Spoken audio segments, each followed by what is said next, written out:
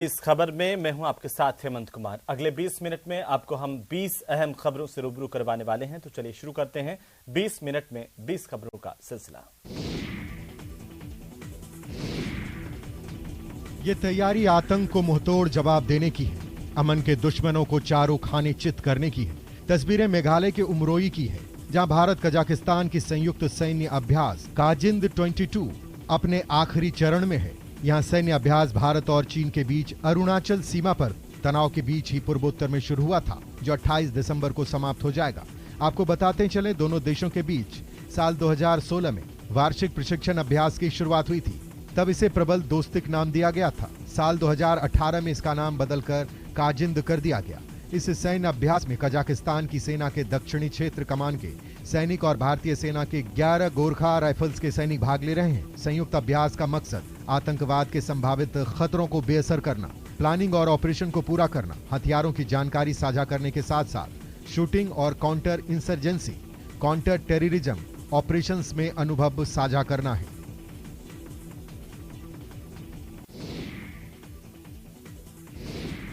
रोती बिलखती ये प्रेमिका 20 दिन पहले प्यार में कुछ इस तरह पागल थी कि इसने अपनी पूरी जिंदगी अपने आशिक के हाथों में सौंप दी। 20 दिन पहले तक इसका प्रेमी दीपक प्यार का दीप जलाकर इसके दिल के अरमानों को रोशन कर रहा था। महबूबा के साथ जीवन बिताने के सपने बुन रहा था, लेकिन प्रेमिका ने दीप की तरह जगमगाने वाले दीपक के जीवन में अंधकार फैलाने का फैसला कर दिया। दरअसल प्रेमिका से पत्नी बनी महबूबा के हाथों की मेहंदी अभी फीकी भी नहीं पड़ी थी कि उससे पहले ही इसका प्यार फीका पड़ गया। कल तक जो रंगीन सपने बुनते थे, वो आज रंग बिरंगे ख्वाबों को छोड़कर अलग होना चाहते हैं। तभी तो दोनों जहानाबाद के सदर अस्पताल में सरेआम इस रिश्ते को तोड़ने के लिए दो हाथ कर रहे हैं। दोनों के बीच ये ड्रामा काफी देर तक हॉस्पिटल परिसर में चलता रहा। वहाँ मौजूद लोगों ने भी मामले को समझने की कोशिश की, लेकिन ज्यादा कुछ पता चल पाता उससे पहले ही दीपक और उसकी पत्नी ऑटो में बैठकर फरार हो गए।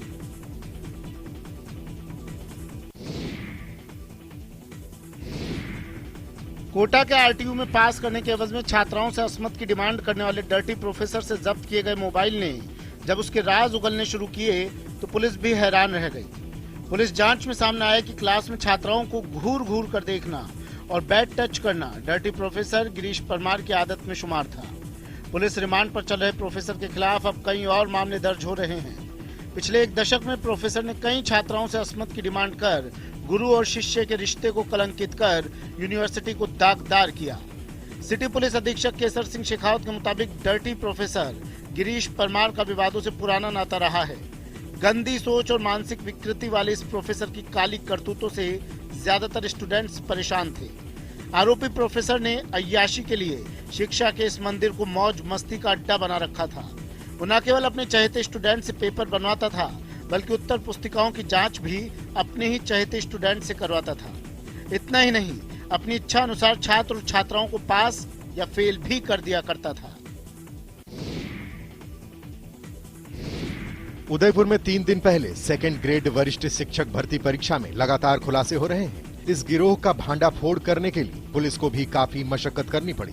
पुलिस को कभी शराबी तो कभी पेरेंट्स बनाना पड़ा, ताकि गिरोह के लोगों को कोई शक न हो। इस मामले में ये भी सामने आया है कि नकल गिरोह के लोग अभ्यर्थियों से मैसेज के जरिए कांटेक्ट करते थे। एन वक्त पर सभी को लोकेशन भेजकर सुखेर बुलाया गया। जैसे ही बस में बैठे सभी के मोबाइल स्विच ऑफ कर दिए और इसके बाद रात 2 बजे पेपर दिए गए। इधर पुलिस इन्वेस्टिगेशन में यह भी खुलासा हुआ है कि इससे पहले 3 पेपर पर भी आउट होने की आशंका है। 4 दिसंबर को साइंस की पहली पारी के पेपर के साथ पकड़े गए अभ्यर्थियों के पास कई प्रश्न ऐसे थे जो पहले 21 दिसंबर को हुए सामाजिक विज्ञान, 22 दिसंबर की हिंदी, 23 दिसंबर को अंग्रेजी विषय की पहली पारी की प्रश्नों से करीब करीब मैच हो रहे हैं। ऐसे में आशंका है कि गैंग ने लीक इन प्रश्नों की सीनियर टीचर भर्ती परीक्षा की 21, 22 और 23 दिसंबर को हुई पहली पारी में भी छात्रों को पढ़ाया।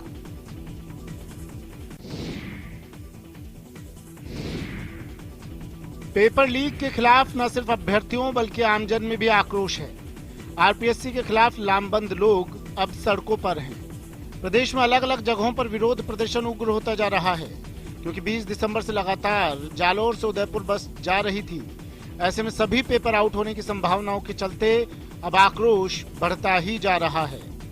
आरपीएससी भर्ती परीक्षा को लेकर जिस तरीके से एक के बाद एक तमाम प्रकार की कड़ियां जुड़ती जा रही है, इसके चलते जो तमाम जो अभ्यर्थी थे उनके जो भविष्य के साथ जो खिलवाड़ हुआ है, यानी कि लाखों राजस्थान के अभ्यर्थियों के भविष्य के साथ खिलवाड़ हुआ है। जो जालौर से बड़ी संख्या में जो खेप का नाम सामने, यानी कि 50 से अधिक गिरफ्तारियां। आपका क्या मानना है कि लगातार जो अभ्यर्थी है दिन रात पढ़ता है, उनके माँ बाप किसान जो जिस तरीके से बच्चों को जिन परिस्थितियों में पढ़ाते हैं, लेकिन उनके भविष्य के साथ तो कुठाराघात किया जा रहा है।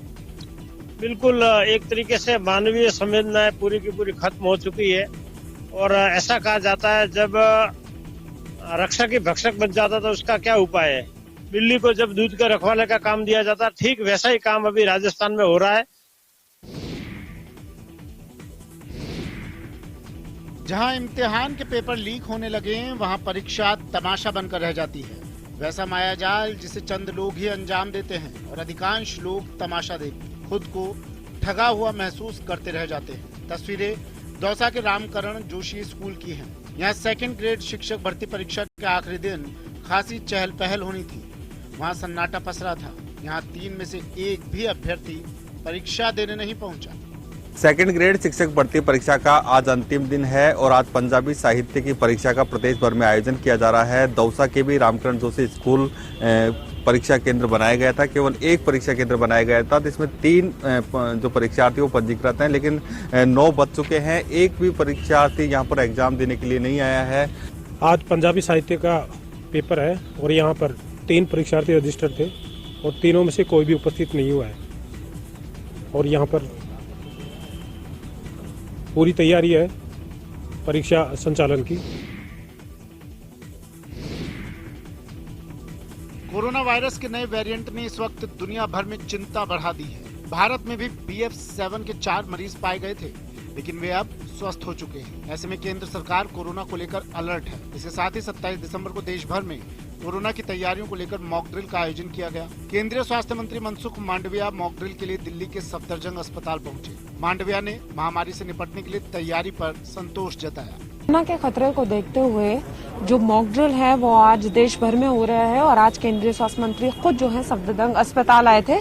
जी तो देखिए यहाँ पर एक कोविड सेंटर बनाया गया है और मैं आपको यहाँ दिखाना चाहूंगी कि इस कोविड सेंटर के अंदर जो 2 वार्ड्स हैं वो तैयार किए गए हैं। और जैसे मैं आपको दिखा पा रही हूँ कि जैसे जैसे हम अंदर आ रहे हैं तो यहाँ पर देखिए साफ तौर पर कि एक पेशेंट एंट्री है और ये कोविड टेस्टिंग एरिया है। तो यहाँ पर जो है वो कोविड टेस्टिंग होगी। यहाँ पर डेमोन्स्ट्रेशन जो है वो दिखाया गया था। उसके बाद देखिए यहाँ पर सारी चेकिंग की जाएगी, पल्स और ये सब बीपी के लिए। और उसके बाद यहाँ पर नॉर्मल बेड तैयार किए गए हैं। उसका मतलब ये है कि जो भी यहाँ पेशेंट्स आएंगे जिनकी ज्यादा क्रिटिकलिटी नहीं होगी, जो पॉजिटिव पाए जाएंगे उनको यहाँ एडमिट किया जाएगा। 2022 विदा लेने वाला है और नए साल के स्वागत की तैयारी है। अवकाश के कारण टूरिस्ट्स की भी बहार है, लेकिन सन सिटी जोधपुर में इस बार विदेशी के मुकाबले देसी सैलानी ज्यादा हैं। बढ़ती ठंड और कोरोना की लहर की आशंका को दरकिनार कर पर्यटक सूर्य नगरी आ रहे हैं, लेकिन व्यापारियों में पहले जैसा उत्साह नजर नहीं आ रहा। इसकी वजह भी है विदेशी सैलानियों की आवक कम हो रही है और नए साल के स्वागत के जोश पर कोरोना का खतरा मंडरा रहा है। टूरिज्म को लेकर के क्या मानते हैं आप, इस बार कैसा रहने वाला है नया साल, और किस तरीके से आप मानते हैं टूरिज्म रहने वाला है? ज्यादातर तो डोमेस्टिक टूरिज्म दिख रहा है, तो थोड़ा सा हवा लग रहा है, इतना कुछ नहीं है। ओवरऑल देखा जाए तो बहुत अच्छा बिजनेस दिख रहा है, लेकिन इंडिविजुअली थोड़ा कम है, इतना नहीं है। फिर अभी जैसे कोरोना की न्यूज़ मिली हमको, तो छोटी सी न्यूज़ ने सेंसेक्स को हिला दिया, तो ये तो टूरिज्म इंडस्ट्री है, थोड़ा बहुत तो इफेक्ट पड़ा है, काफी कैंसिलेशन मिले हैं हमको। सबसे संकटग्रस्त जीवों की लिस्ट में शुमार घड़ियाल के प्रजनन पर संकट के बादल मंडरा रहे हैं। देश के एकमात्र घड़ियाल प्रजनन केंद्र में 2016 के बाद घड़ियाल की ब्रीडिंग नहीं हुई। अब तक देश के सभी जू में एक्सचेंज के जरिए घड़ियाल भेजने वाला जयपुर जू अब खुद इस चिंता में है कि वो फिर से घड़ियाल के प्रजनन को कैसे गति दे। नाहरगढ़ बायोलॉजिकल पार्क में घड़ियाल का प्रजनन होगा। आप देख सकते हैं कि जो घड़ियाल है राजस्थान की चंबल नदी में बसने वाला अपने आप में एक अलग तरह का जीव है, जो कि डायनासोर की याद दिलाता है। 2013 तक राजधानी जयपुर जू में घड़ियाल का प्रजनन काफी सफलतम तरीके से कराया गया था, लेकिन जब से यहाँ शिफ्ट हुए हैं बहुत सी कोशिशें की गई हैं, लेकिन नाकामयाबी हाथ लगी। आप देख सकते हैं कि घड़ियालों के ये तमाम जो जोड़े हैं, जो पेयर हैं, यहाँ पर इकट्ठे हैं। इसमें नर मादाओं का खास सिलेक्शन किया गया है और खास तौर पर इस बार घड़ियाल का प्रजनन सफल कराने के लिए चंबल से खास बजरी मंगाई गई।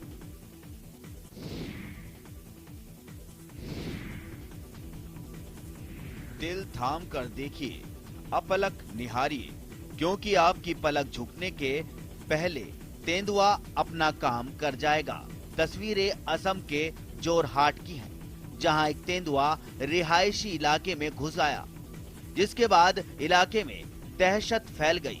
इस दौरान तेंदुए ने चार दीवारी पर ऊंची छलांग लगाते हुए वहां सड़क से गुजर रहे एक वाहन पर हमला भी किया।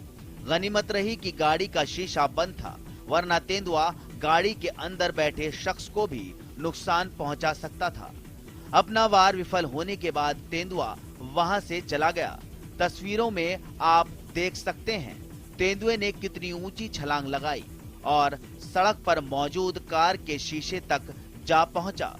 तेंदुआ फिलहाल रिहायशी इलाके में घूम रहा है, जिससे इलाके के बाशिंदे दहशत में हैं। ये तेंदुआ अभी तक 3 वन कर्मियों समेत 5 लोगों पर हमला कर चुका है। बिहार के कटिहार के मनिहारी प्रखंड में स्थित है एक अनोखी गोगाबिल झील, जो एक ओर गंगा नदी तो दूसरी ओर महानंदा नदी से घिरे सैकड़ों प्रवासी पक्षियों का आश्रय स्थल है। हर साल ठंड के मौसम में साइबेरियन बर्ड का आगमन होता है। इस साल भी ठंड की दस्तक के साथ ही कई हजार किलोमीटर तय करके विदेशी पक्षियों का झुंड कटिहार पहुंचने लगा है। मेहमानों के स्वागत के लिए पक्षी अभयारण्य के रूप में मनिहारी गोगाबिल झील तैयार है। खास बात यह है कि इस बार यहाँ के लोगों ने इन विदेशी मेहमानों की देखभाल भी शुरू कर दी है। दरअसल यहाँ पर एक साइबेरियन बर्ड घायल अवस्था में स्थानीय युवाओं को मिला।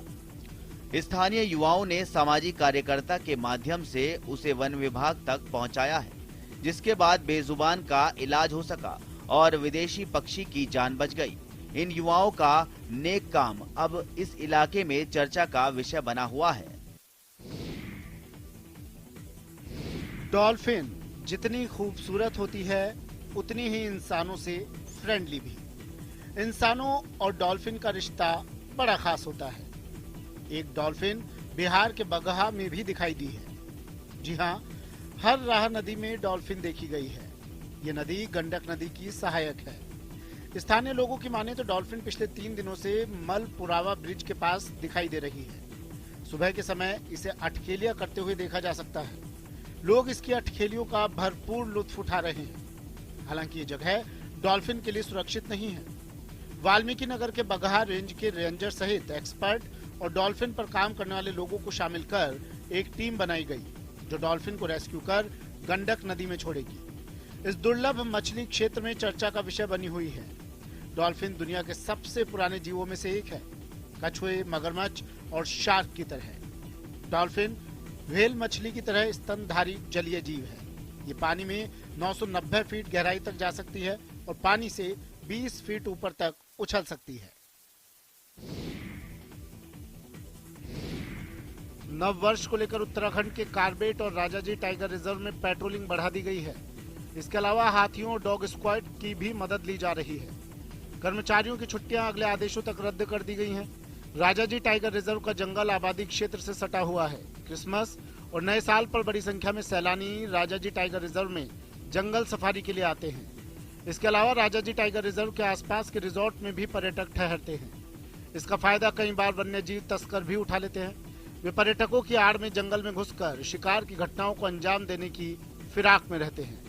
और काफ़ी संवेदनशील पीरियड रहता है ये, और इसलिए इस पीरियड के दौरान रेड अलर्ट हम लोग जारी करते हैं जितने भी हमारे संवेदनशील क्षेत्र हैं, चाहे वो प्रोटेक्टेड एरियाज हो, सेंचुरीज हो, या उनसे जुड़े हुए लगे हुए जितने भी हमारे वन प्रभाग हैं। राजाजी टाइगर रिजर्व शिकारियों के लिहाज से सबसे संवेदनशील एरिया है। एक और जहां इसकी सीमाएं यूपी के जंगलों से लगी हुई हैं, वहीं दूसरी ओर ऋषिकेश, देहरादून और हरिद्वार से भी इसकी सरहदें लगी हुई हैं।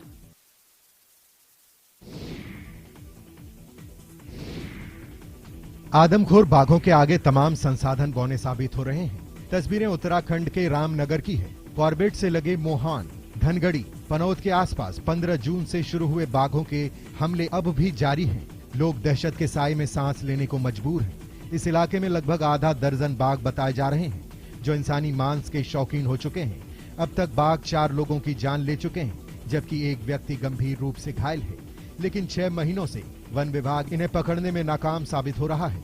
खास बात यह है कि ये आदमखोर बाघ कॉर्बेट और उससे लगे रामनगर वन प्रभाव में लगातार देखे जा रहे हैं। बहरहाल कोशिश जारी है। प्रशासन ने वन विभाग और कॉर्बेट नेशनल पार्क के साथ मिलकर सहयोग की टीम बनाई है, जो लगातार इस इलाके में गश्त कर रही है। हाथियों के साथ पैदल गश्त भी इलाके में की जा रही है। साथ ही बाहर से भी इन बाघों को पकड़ने के लिए मदद ली जा रही है, जिसके लिए कई डॉक्टर्स की टीम यहां पर पहुंची हुई है, जो इन बाघों को पकड़ने में वन विभाग की मदद कर रहे हैं। ड्रोन के माध्यम से भी इस इलाके पर नजर रखी जा रही है।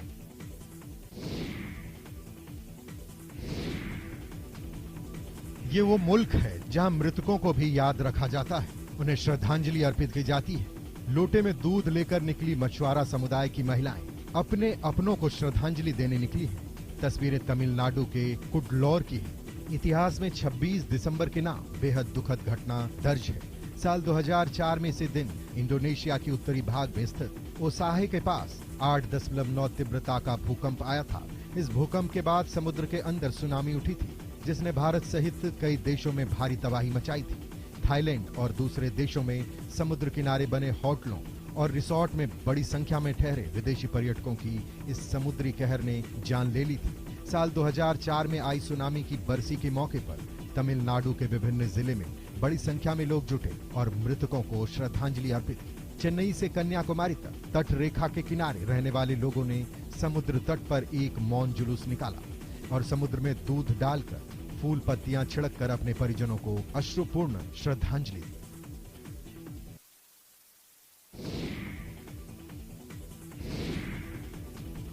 झीलों की नगरी उदयपुर में शिल्पग्राम महोत्सव पर्यटकों को खासा लुभा रहा है। 30 दिसंबर तक चलने वाले महोत्सव की शुरुआत प्रदेश के राज्यपाल कलराज मिश्र ने नगाड़ा बजाकर की थी। इस शिल्पग्राम में सबसे बड़ी बात यह है कि यहाँ पर राजस्थान, गोवा, गुजरात और महाराष्ट्र की ग्रामीण और स्वदेशी संस्कृति एक साथ देखी जा सकती है। इन सभी राज्यों के विभिन्न जातीय समुदायों की संस्कृति, उनकी जीवन शैली और परंपराओं को यहाँ झोपड़ियों में दर्शाया गया है। यही नहीं, यहाँ खरीदारी के लिए दुकानें भी सजाई गई हैं। इस शिल्पग्राम में ऐसी वस्तुएं मिलती हैं जिसे खरीदने के लिए आपको देश के अलग अलग राज्यों में जाना पड़ेगा। मेले में सिर्फ राज्यों के कलाकारों की प्रस्तुति और दुकानें ही नहीं हैं, यहाँ फूड कोर्ट भी बने हुए हैं। यहाँ पर्यटक अलग अलग राज्यों के व्यंजन का लुत्फ भी उठा रहे हैं। हम फर्स्ट टाइम आए हैं पंजाब से, तो Udaipur is one of the awesome place I think. तो यहाँ शिल्पग्राम में तो पूरा विलेज का व्यू देखने को मिला है, तो बड़ी अच्छी फीलिंग आई हमें। सब कुछ बहुत ऑसम था।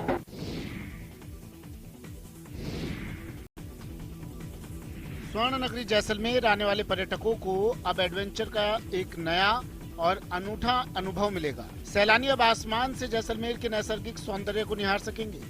मंगलवार से राजस्थान पर्यटन विकास निगम ने हेलीकॉप्टर जॉय राइड की शुरुआत की, जिसका पर्यटन कारोबारियों ने खुले दिल से स्वागत किया। बहुत ही खुशी की बात है कि जैसलमेर में पर्यटकों के अनुभव को बढ़ाने के लिए एक और नई सौगात राजस्थान सरकार द्वारा दी गई है और पर्यटन व्यवसायी होने के नाते हम तहे दिल से आभार व्यक्त करते हैं राजस्थान सरकार का, जिला प्रशासन का, माननीय विधायक महोदय का, जिन्होंने सराहनीय पहल करके और जैसलमेर में इस तरीके की शुरुआत करी है। सूबे के मुखिया अशोक गहलोत ने सम सैंड ड्यून्स स्थित हेलीपैड से वर्चुअली सेवा का शुभारंभ किया।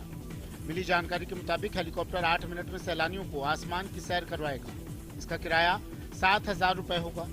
हेलीकॉप्टर में एक बार में 6 पर्यटक बैठ सकेंगे। उम्मीद जताई जा रही है कि इस पहल से पर्यटन में खासा इजाफा होगा, क्योंकि पहले शुरू की गई हेलीकॉप्टर जॉय राइड को सैलानियों ने काफी पसंद किया है।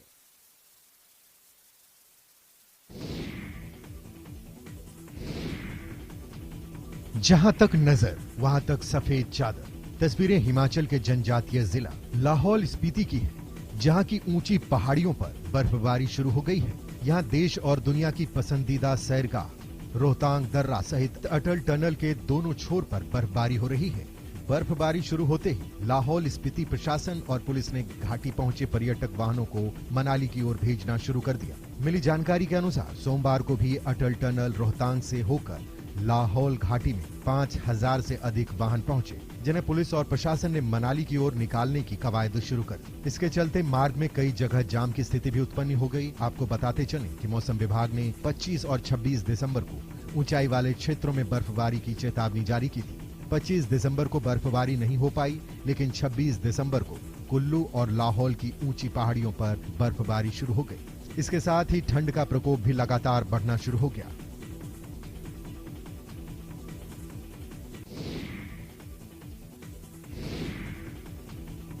नए साल के जश्न को लेकर अब सैलानी हिमाचल प्रदेश की राजधानी शिमला की ओर रुख कर रहे हैं।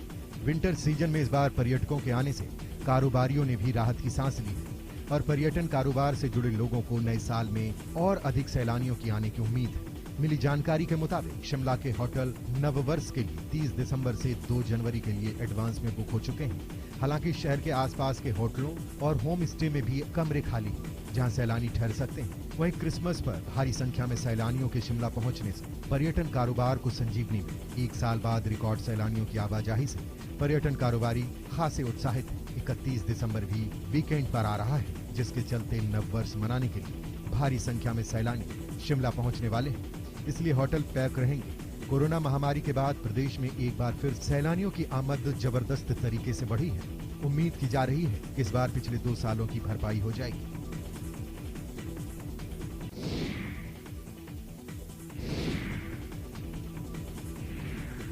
एक से बढ़कर एक सांस्कृतिक गतिविधियां और आयोजन में मौजूद अपार जनसमूह। तस्वीरें गुजरात के अहमदाबाद की। कोरोना की संभावित लहरों के बीच रविवार को शुरू हुआ कांकरिया कार्निवल परवान पकड़ चुका है। वर्ष 2008 से आयोजित कांकरिया कार्निवल सुशासन का श्रेष्ठ उदाहरण माना जा रहा है। कहा जा रहा है कि रथ यात्रा और वर्ल्ड हेरिटेज सिटी की ही तरह कांकरिया कार्निवल भी विश्व प्रसिद्ध बन रहा है।